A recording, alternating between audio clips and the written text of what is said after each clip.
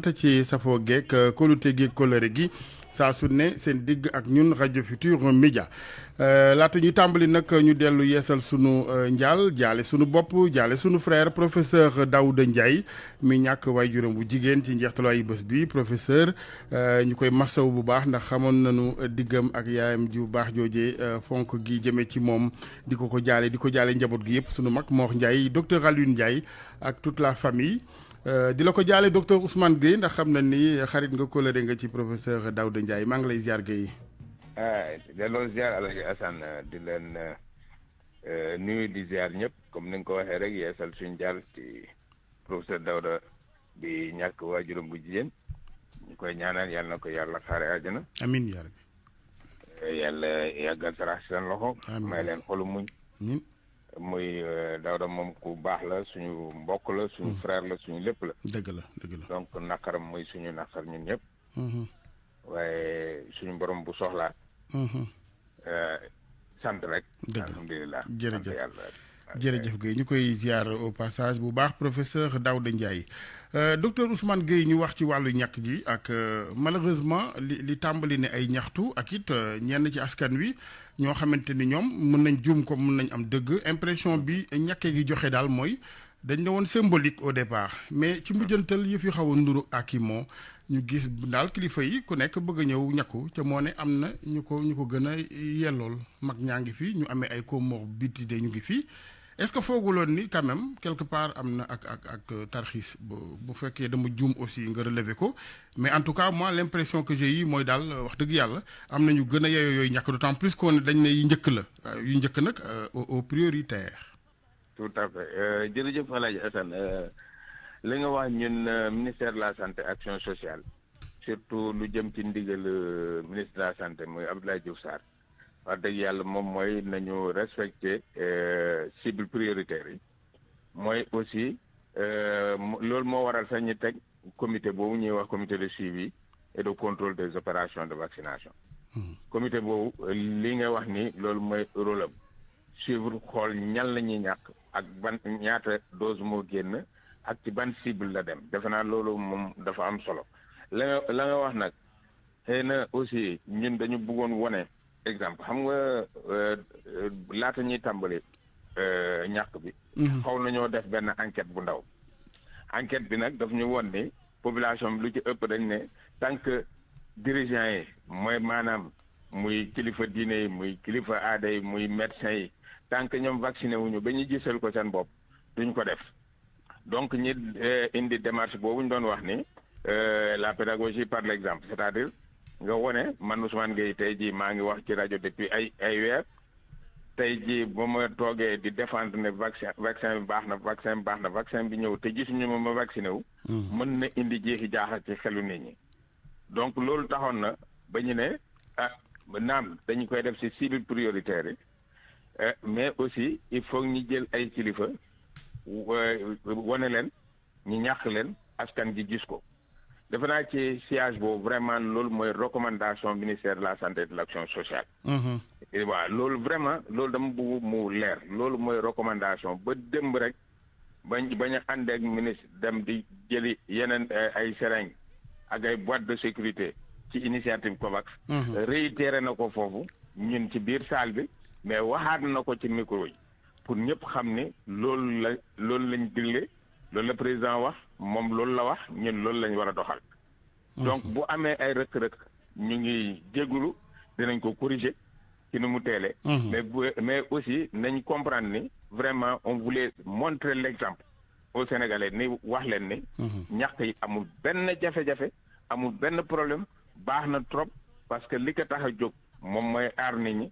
donc man Ousmane Gueye wala muy professeur Seydi wala muy ministre Abdoulaye Diouf Sarr wala muy président de la République buñ ko jëlee rek Sénégalais yi seen xel war naa dal loolu moo tax ñu def ko mais l'autre aussi. mais éviter que mu yooyu doxalin installé wu c'est-à-dire fii ñun. voilà xam nga Sénégal moom ak yaru mën na fee ne. mën nañu comme man c'est mon cas toujours damay woote. lu ñuy def rek ñu koy pencoo mais fii. muusante xaju fi. ca politiciens yi Sénégal ku ne xam nga ni ñuy doxale toujours passe droit la ñuy def yenn yi laisser passer bërki Dembo Ndiaye gis nañ ñu ñëw jël seeni mbokk ak ay goro di yóbbu alors qu'on avait interdit voyage bi diggante diwaan ak diwaan donc lii bu dakkul ça va s'installer tappale yi gën a continuer dama leen rassurer nit très sérieusement dama koy wax ci rajo ministre Abdoulaye Diouf Sarr démb rek dellu soit na ci loolu pour le respect strict de ce qui a été retenu li ñu tracé nañ ko respecté amul pression amul dara bu kenn cédé à quoi que ce soit nañu ko jaarale yoon maintenant am na ay kilifa yoo xam ne ay kilifa diine ay kilifa aada yoo xam ne vraiment loolu moom wax dëgg yàlla xam naa population du wax ni pour lan ñu dem kër dinañ leen ko nangul loolu moom war nañ ñu ko nangul ñu xam ne loolu il faut mu demee noonu mais kantaa ne dañu koy jël rek parce que man fii laa far ma def lii ak yooyu déedéet loolu moom kenn du ko nangu te loolu du am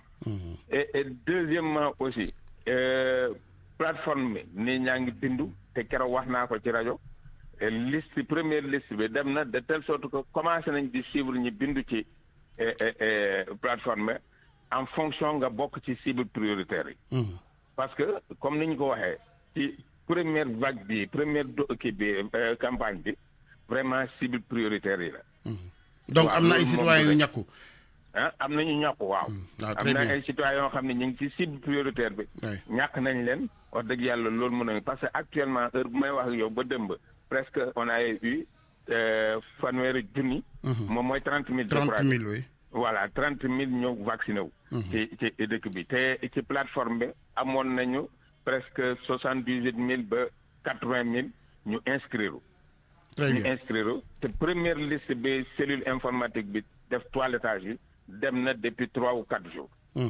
au niveau des régions donc wax dëgg yàlla tey jii 12 régions sur 14 commencé nañu seen vaccination tey la Tamba ak Kédougou di tàmbali parce que ñoom ñooñu ñu ngi woon ci beneen campagne muy campagne fièvre jaune bi très bien ñu ngi xaar kon ñi nga xam ne ñooy prioritaires yi ñu soobu ci ñoom mooy mag ñeeg ñi amee jàngoro yi keroog teeru ngeen ay vaccin démb moom ay piqûre ngeen teeru ay seringue waaw démb jot nañu ñun ay vaccin la ñuy xaar de xaaruñu ay non xam nga vaccin bi dose bu ñëwee te amoo seringue amoo boîte de sécurité mënoo vacciner kenn d'accord mais vaccin dinañ ñëw mercredi incha allah rabi 324 000 doses AstraZeneca dina yegg si réew mi démb recevoir nañu plus de 300 000 seringue ak boîte de sécurité et incha allah balaa ñuy wax fin février bi nu mu tëddee fin février non début mars bi balaa en tout cas fin mars ce qui est sûr ou bien bu ma bëggee wax lu kii peut-être vers la quinzaine mois de mars bi daañ jot plus de 1,3 million doses encore yu ñëw donc vraiment normalement duñu am benn rupture ci vaccination bi te loolu lañu fas yéene def continuer di vacciner de telle sorte que cible prioritaire daal nuñ ko xaymaa balaa ñuy wax fin d'année dinañ ko matal très bien inchallah jot nañoo ñàkk lu toll ci fanweeri junni sénégalais évaluation bi ñu ci def donte teel na sax mais boobaak léegi déggunu kenn koo xam ni am na ci jafe-jafe yu tax nuy wax wala ay effet yu ndaw rek la waaw gis nga moom lay doon wax rek am nañu comité bu ñu naan comité pharmacovigilance ñoom ñooy saytu vraiment ñëpp ñu ñàkku ñu leen di suivre di xool ndax am nañu li ñuy wax ay MAPI mooy manifestation post injection ndax am nañu kii dina am peut-être li ñuy wax ay effet mineur mooy bopp bi métti tuuti yaram bi xaw a tàng tuuti ak yooyu mais ci jamono ñuy wax ni wax dëgg yàlla kenn signalé guñu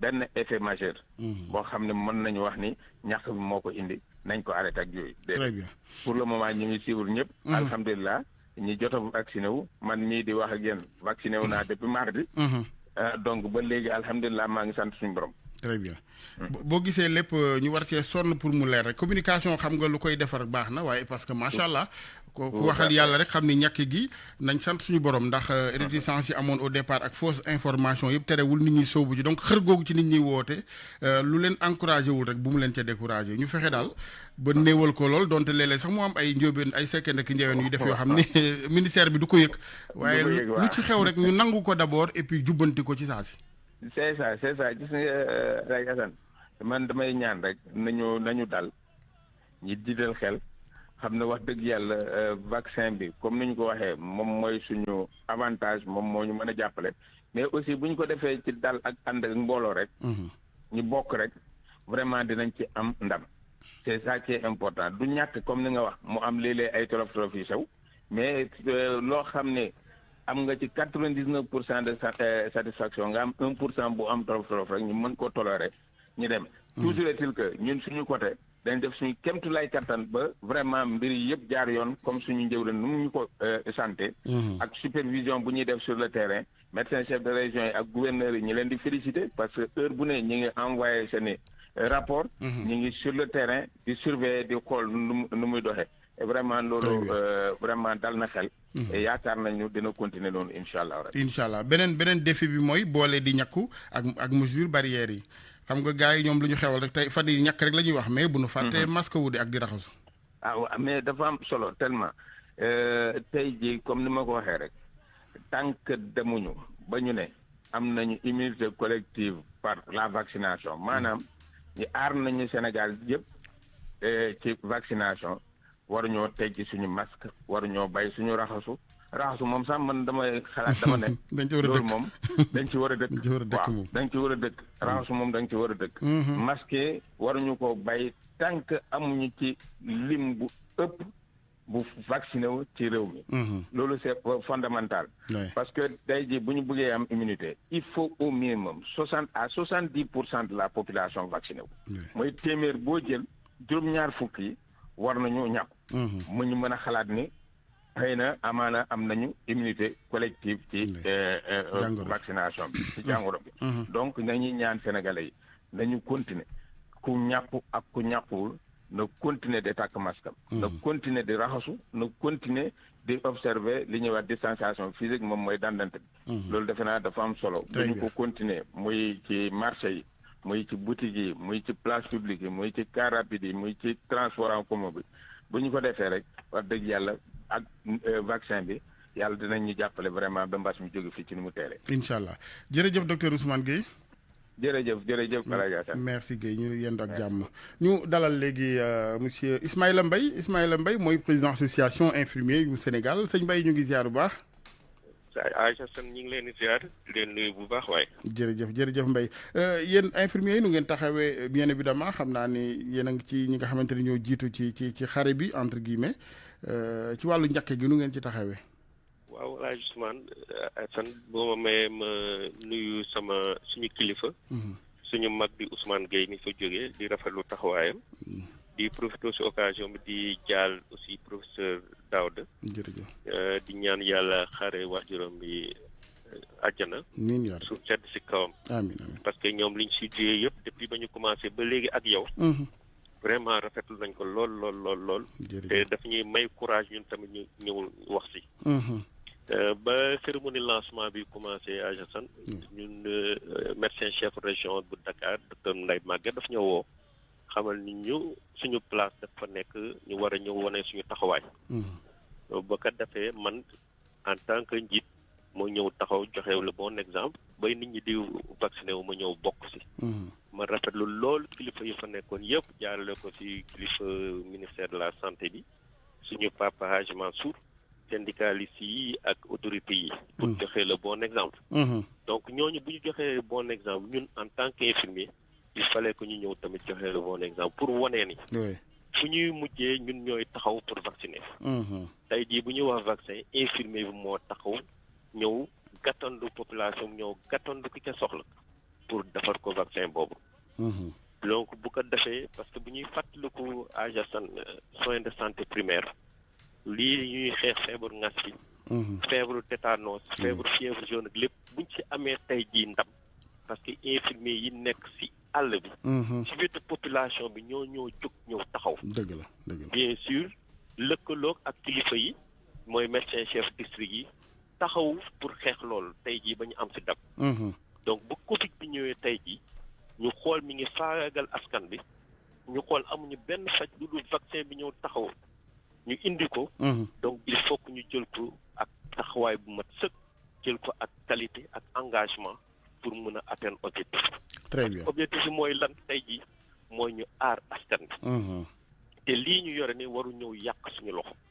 yàq am na ñu ko bëgg tey mënuñu ko am. dëgg la vaccin yi tey am na ñu ko bëgg mënuñu ko am. donc bu fekkee ni indi nañ ko tey infirmier yi ñu teg ko seen loxo il faudrait que ñoom tamit ñu taxaw si taxawaay bu mat sëkk. te gis nañu engagement bi fépp parce que suñu réseau yi bañ leen envoyé man ma envoyé la sama photo wal ne ni man mi maa ngi nii taxaw. donc ñoom il faut que ñu won askan bi ñoom ñii di ñàkk askan bi ñu won askan bi ñoom tamit si ñoom la ñuy commencé parce que bu fekkee ni luy loree la. balaa moo lor askan bi mu lor ñun suñu bopp. dëgg la maintenant ñoom laaj nañ ak taxawu genn gi ñoom it ak jumtukaay yenn yi ndax ni nga ko waxee yéenay nekk ca kanam. d'abord xam naa ni il faut ngeen bokk ci ñi njëkk a ñàkku rapidement. balaa soldaar yi daw xam nga guerre moom bu soldaar yi dawee xaw ma lu fa civil yi defati. lu wér parce que loolu tamit san xam nga depuis si njëlbeen ba dañoo waxoon ni ñi ngi dem guerre.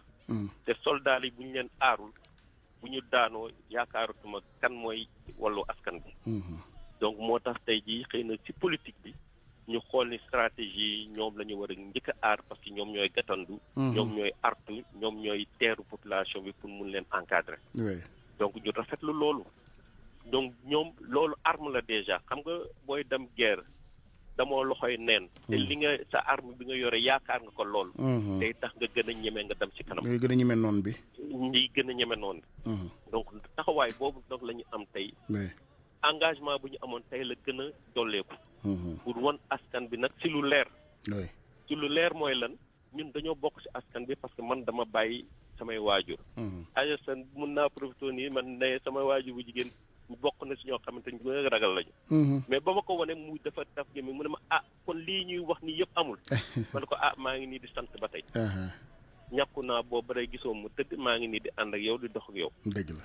fu ñu dem fu ñu ma woo ñu ne ma naka la demee fu nekk lañ may woo di ma wax mais ma ne ko man ci sama bopp maa njëkk a ñàkk te maa ngi nii dégg ngeen ma. dëgg la bu ngeen bëggee ma yónnee leen sama photo won leen. ba ma leen ko yónnee won ñu ci bëre commencé nañuy ñëw. donc yéen seen liggéey yamul ci piqûre rek dafa am communication ci ginnaaw dafa laaj ak la biir dafa laaj patience xam nga. effectivement Aïssane buñ ko waxee gis nga ba ñuy ñëw ci wàllu faj infirmier bi mi ngi taxaw. pour lëkkaloog médecin bi ak yeneen agent de santé yëpp pour taxawu malade bi. bu ñu waxee ni dem sensibilisation ci askan bi infirmier baa ngi foofu parce que ci wàll liggéeyam. loolu ci la bokk parce que dañuy wax ni traitement curatif la traitement préventif et traitement promotionnel. donc ki loru da nga ko war a taxaw. ki nga xamante ne da ngay yaakaar ni mën na loru da nga war a dem dollil ko xalaat. won ko naka la mën a def ba lii di ñëw ne mu bañ ko dal. mooy sensibilisation yi ñu doon def yëpp. pour wane naka la ñuy def mesure barrières yi naka la ñuy def pour raxasu bi naka la ñuy mën a def pour suñu taxawaay ci biir askan bi. pour feebar bañ ñoo aar. mais si boobu aussi promotion santé bi nan la ñu mën a def pour nit ñi mën a am connaissance bi nga xamante ne mën nañu aaru si bépp feebar ni mën nañu def seen prévention si bépp feebar di contrôler ñoom si seen bopp seen feebar. mooy promotion de la santé bi. infirmier yaa ngi foofu mais beneen prévention bi tey jii mooy ñàkk bi.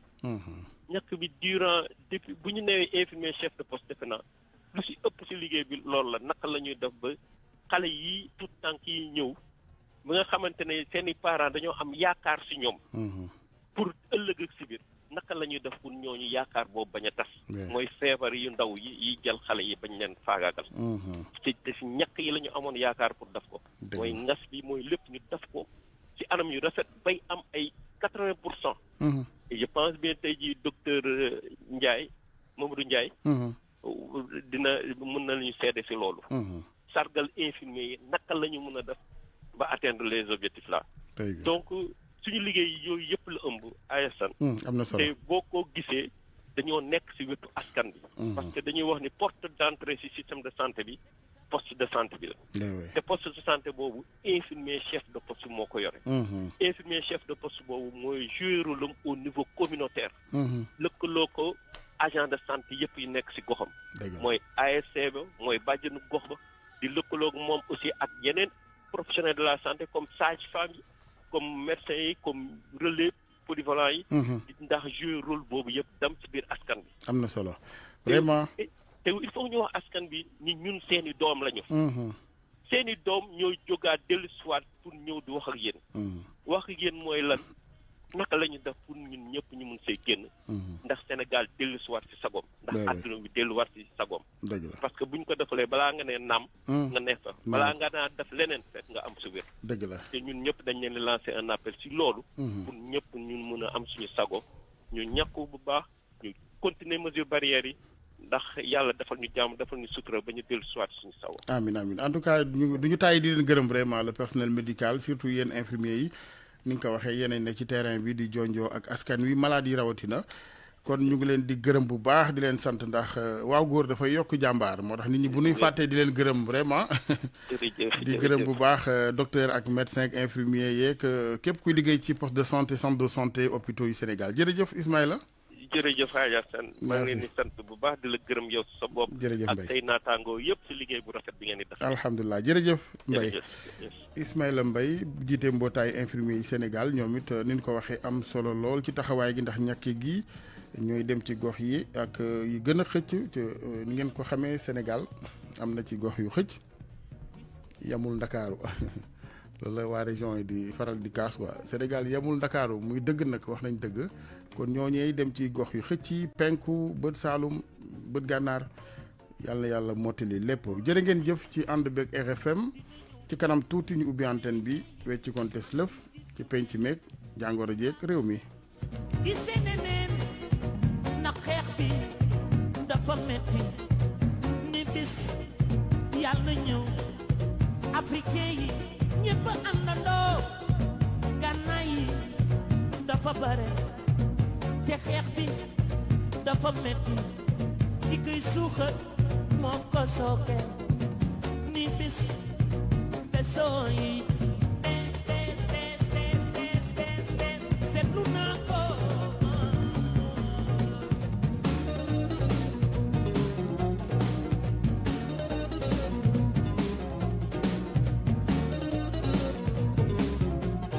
lu ma yokk di la doole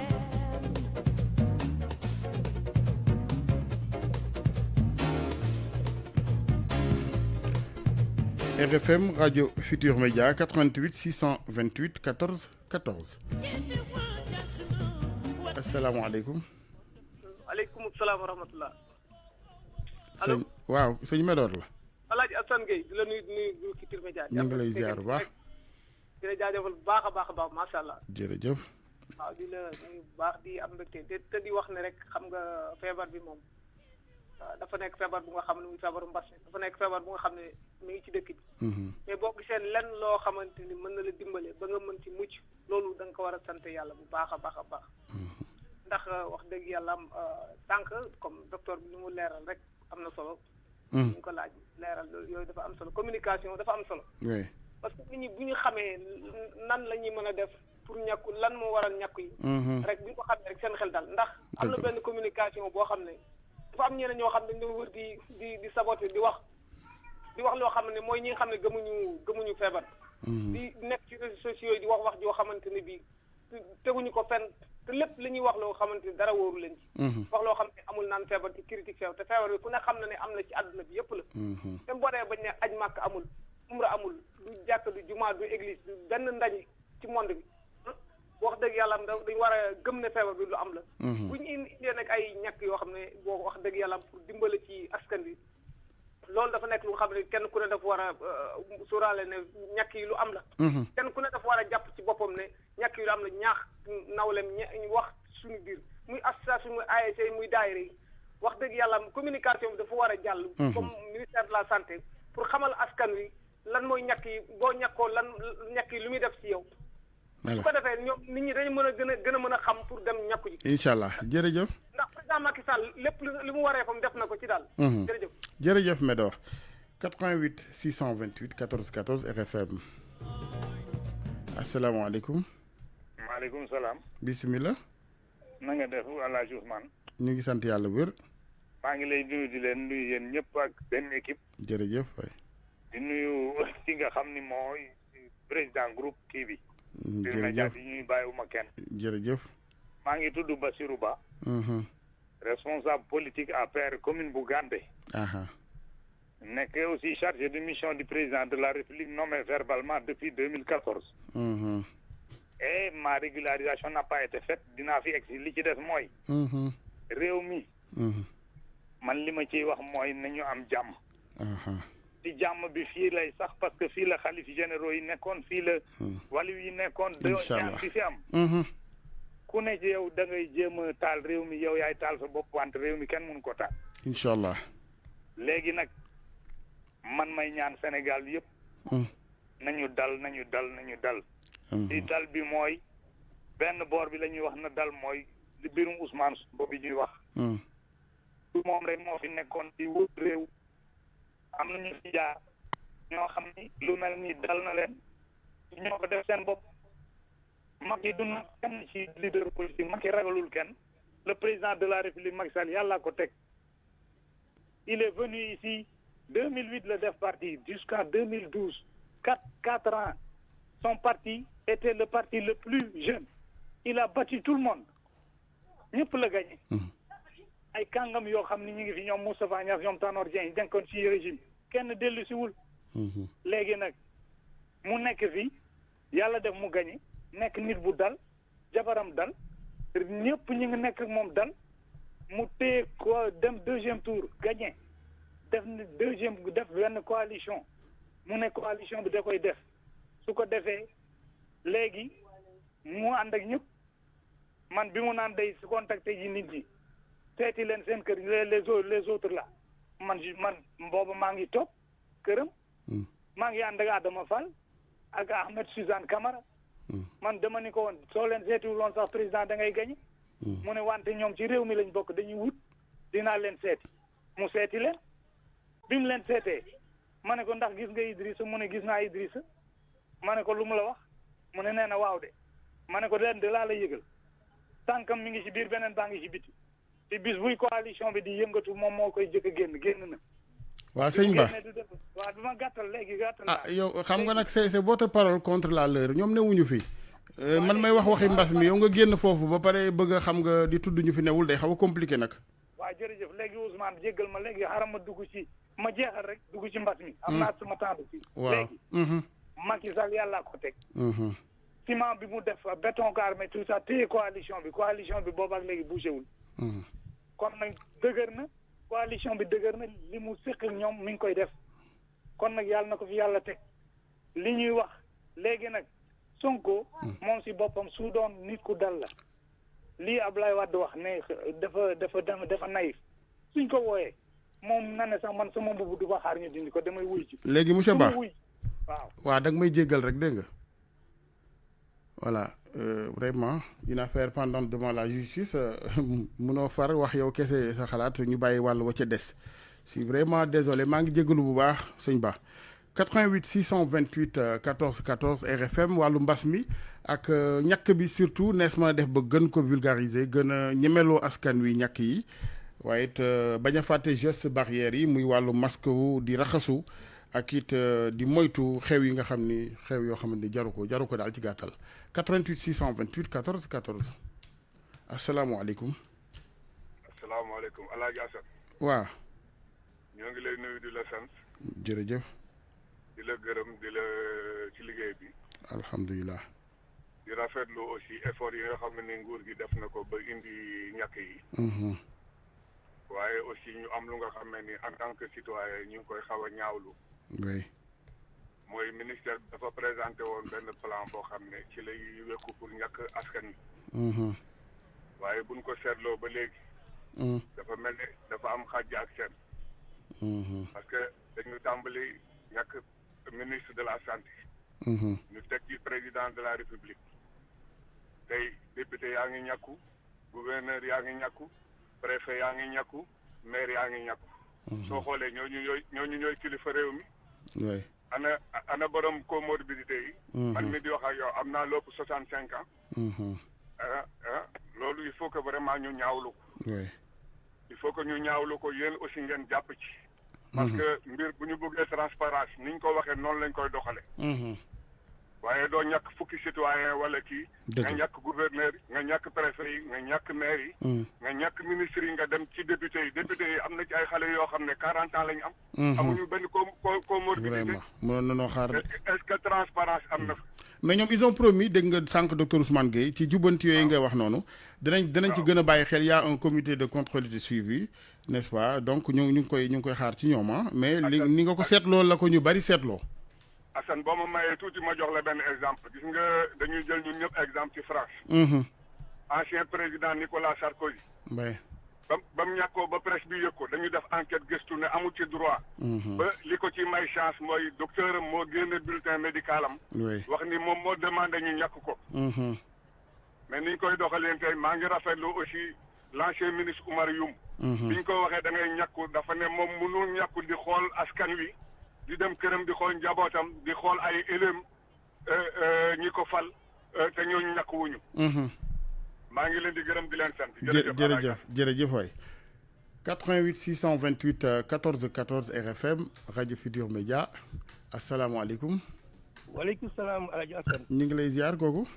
man la Makhtar Mbodj Wakam Tali Américain. ñu ngi ziar bu baax Mbodj. ok Guèye. bisimilah. pour dugg si biir ci émission bi Alaaji Assane initiative bu vaccin bi baax na. Diouf Sarr li mu si doxal baax na comme li ngeen waxoon sànq rek da nga ko xaw a wodd. mooy xam nga politiciens yi ñoom seen bopp rek moo leen ñor leneen ñoru leen. mais il est plus nécessiteux ñu ngi si biir dëkk bi.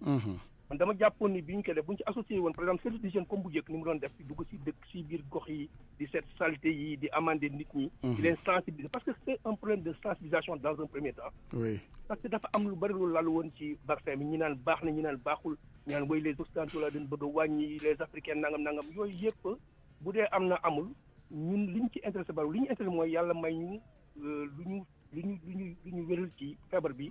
ku mu dal mu bañ la dal ku mu dal yàlla wéral la. dëgg la maintenant ma yaakaar ne bu ñu ci associé woon nag maintenant waa service d'hygiène. associé les villages la délégués de quartier chefs de village yi ñu dem sensibiliser nit ñi xool si ñëpp les plus nécessités ñi nga xam dañu am yenn âge yi ay 60 ans jëm kaw am yenn feebar yi et cetera. bu leen xasee recensé ñoom dans un premier temps jàpp ni bis sàngam dañuy ñëw Wakaam par exemple tel quartier. nit ñi taxaw ba pare respecter les mesures de barrière ak seen ay masque ak seen gel et cetera. ñu vacciner les nit bu ñu si jógee dem ngoor beneen yoon feneen extra ma yaakaar naa foofu mooy gën a transparent. dëgg la mais bu ñu def loolu itam Alaaji Assane du kenn nax. politiciens yi seen bopp seen njaboot seen xar. doy na waar. lu wér laa lay wax. dëgg la yoon nag na état bi ak Diouf Sarr bi nga xam ne moom la yàlla teg ci boppu kii bi ministère bi. damay proposition rek ñu jeetaat nu ñu mën a aménager affaire réaménager ko ba nga xam ne ñi nga xam daal ñoom ñoo ko gën a yooyoo waxtu yàlla. dëgg la daañu ci mën a vacciner. ñu gën leen ba xel dëgg la. waaw kay waaw tey bu loolu weesoo ñenn ñaan yàlla suñu borom defal ñu daal ci dëkk bi. amiin parce que man li ma gis démb xaw ma ko dafa mel ne nous sommes en situation de guerre dafa mel dafa am loo xam ne waxuñu ko. kon nag yàlla na yàlla indi ñu daal ci dëkk bi. amiin yàlla suñu borom at xool yëpp ba jàmm dellu at ñi mën dellu at seen sago. amiin jërëjëf yàlla may ñu seen jàmm sama la jafe. jërëjëf jàmm ji moom ci la lépp xaj loo gis da nga ko tal ci ñi war a wax di wax waaw ñi war a wax bu noppee ñi war ta wax rek ñooy wax waaw war a wax waxuloo parce que bañ nga ku la saaga ku la xas nga seetaan rek waaleykum salaam. Alaaji Assane ziar nan la. yàlla nangu ziar. naka yi tey. sant yàlla bu wér. naka coono yi. yow la kan. man maa ngi tudd Abdoul Aziz. maa ngi wootee Saint-Louis du Sénégal. Abdoul Aziz Saint-Louis bisimilah. waaw Alaaji Assane jeunes yi ñoo war a yeewu. ñoo war a yeewu. Sénégal. ñuy wax dañuy wax rek ñi ñoo war a jiital dëgg. mbas mi daf fi ne dañu xam ne mbas mi nekk na fi te ñu xool nuñ koy ñu ñaan yàlla nuñ ko koy yàlla teggilee. amiin moo ko ñuy déglu waxkat yi. man de xaw ma kan waaye su ma xamoon fu ñu koy ñàkkoo. man damay dem ñàkku ji. très bien te maa ngi woo sama bépp moroom. mu dem ñàkku ji. dëgg la am na solo pour ñu aar suñu bopp la. te ñu xam ne lii mbas mi fi nekk la. ni ko waa ji waxee léeg-léeg li bu demee ba màkk. tëj seen porte. fu ne tëj seen porte am ndax mbas mi. kon nga xam ni Sénégal war na ñu yeewu si loolu. dëgg la gàllankoor bu rëy la. ñun loolu la ñu war a def. jërëjëf ñu war a yeewu xam ni kat mbas mi kat dëgg la. dëgg la bu ñu ko foowee luy dëgg la. très bien. bu nekkul woon dëgg duñ fi nekk di rat di wax. àddina yëpp àndandoo. buñ déglu waxkat yi. nañ def lu ñuy def Alaaji Assane. très bien jërëjëf Abdou Aziz. am na solo ñu ngi lay gërëm bu baax di am yaakaar sa moroom yi dégg la en tant que jeune nga dégg de màkk de bu demee ba ne aj amul ak milliards yañ cay am Ablaye wala ñu bàyyi côté business boobu ca ànd ziar rek ca noppi. Un dernier auditeur 88 628 14 14 asalaamaaleykum. salaamaaleykum. waaleykum salaam. Alaaji Assane. kooku. man de Omar Diouf laa tudd. Diouf waay. na nga def. ñu ngi sant yàlla bër. yow di la ñaanal rek yal na la yàlla jàppale ci sa liggéey. amiin ñu bokk lépp. ndax wax dëgg yàlla depuis feebar bi bu ñu commencé ba léegi. man de dama lay suivre tous les jours. jërëjëf. gis naa ne léeg-léeg nit ñi xaabaabal sax ci wax yi ñuy war a wax. mais sa teggin mooy tax léeg-léeg ngay muñ. jërëjëf. loolu nag dañ la ci war a sant bu baax a baax a baax a baax. merci beaucoup. may wax ne par rapport ak ñekk bi. ñekk bi itam ñun liñ ci doon xalaat mooy que ne woon nit ñi dañoo yaakaaroon ne nit kenn du ñekku. raison boobu moo tax peut-être lii am ni yëpp am. ndax ñun ñi nga gis ni ñun dañoo inscrire ci seen panel bi. oui. doon toog di xaar peut-être ñu oo ñu wala pour ñu dem. ok. mais xam nga ñekk bi bu fekkee ne dañ président da koy indi. ñu yaakaar ne ñëpp du ñu ñekku. ñu ne autorités yi nañu joxe le bon exemple. oui. ci sama yaakaar bu gàtt man. allo. oh là là. ñu ngi koy jégalu bu baax sëñ Omar Diouf. rocceeku na mais jël nañu li mu bëggoon wax l'essentiel mooy ni mu ko foogee moom yaakaare ko ni mooy kilifa yi dañoo bëggoon joxe non seulement exemple wane yoon yi waaye dalal xel yi parce que nit ñi tamit dañoo boole woon ay njort yu bare yu ñaaw ci vaccin yi fekkoon na booba it yeneen xibaar yu wérul ñëw daal di dugg seen i nopp fees ca dell kon moom sëñ Omar Diouf noonee la gisee di rafetlu xalaatam moom it ndax loolu lépp lu mën a ne la. waaye lu ci mën di am rek ñu wéyal communication bi te di gën a góorgóorlu di ko jaarale yoon ndax nit ku mat 100% amul waaye ku ne xam nga ni 70% du 2% kon ku góorgóorlu ba 70 80 dinañ xam ni kii bëgg naa jege yoon waaw di ñaan yàlla opération yi egg ak jàmm ak salaam ñu egg ci immunité collective ndax lu mu fiy gën a yàgg polémique yi gën a bari ñu gën a xeexoo ak xuloo suñu biir Ablaye. ñu yëkkati jotaay gi ñu ngi lay gërëm bu baax Ablaye Diop di gërëm bu baax soxna Yacine Pouy bu service digital bu RFM di gërëm bu baax Alaaji Ndiogu Diène di dellu di yeesal sunu njaal professeur Daouda Ndiaye ndax xam ngeen ne bu ñu nee penco macha allah moom ab jën bu am solo ci mbaar mi la waaye it xaaj Ndiogu Diène it réalisateur ñu ngi koy jébbal sunu njaal bàjjenam moo génn àddina ci weekend bi di ko jaale xaaj Ndiogu di ziar ak a jaale njaboot gi yëpp ca Pout.